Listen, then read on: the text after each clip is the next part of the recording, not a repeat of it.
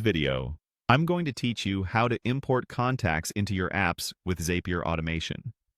We're going to set up a simple, reliable flow that moves contacts from one tool into another automatically, saving you manual data entry and keeping your systems in sync. Zapier connects your apps using a trigger, which starts the automation, and an action, which runs in response. Start by heading to Zapier.com and logging into your account. On your dashboard, click Create, then choose Zap under Start from scratch. A zap is just an automated workflow that listens for something to happen in one app and then does something in another. For the trigger, pick the app that currently holds your contacts. This could be Google Contacts, HubSpot, Airtable, or even a CSV stored in Google Sheets.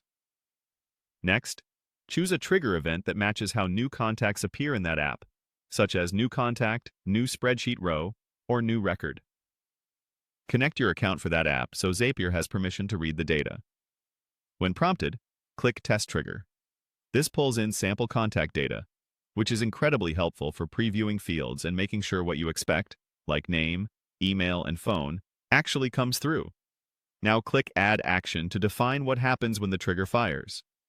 Select the app where you want to import contacts like a CRM such as Salesforce, HubSpot, or Pipedrive, or even Google Contacts if you're consolidating there. Choose the action event, typically Create Contact or Create Record, depending on the app's terminology.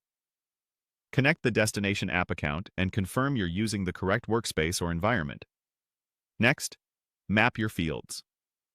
This is where you match the incoming data to the destination fields: name, email, phone, company, and any other details you want to carry over. Pay attention to required fields, formatting for phone numbers, and how your destination app handles duplicates. If your trigger provides multiple phone numbers or custom fields, choose the most relevant ones to keep your records clean and consistent. Click Test. Step to send a sample contact into the destination app. Then check the result directly in that app to confirm the contact created exactly as intended. If something looks off, adjust your field mapping and test again.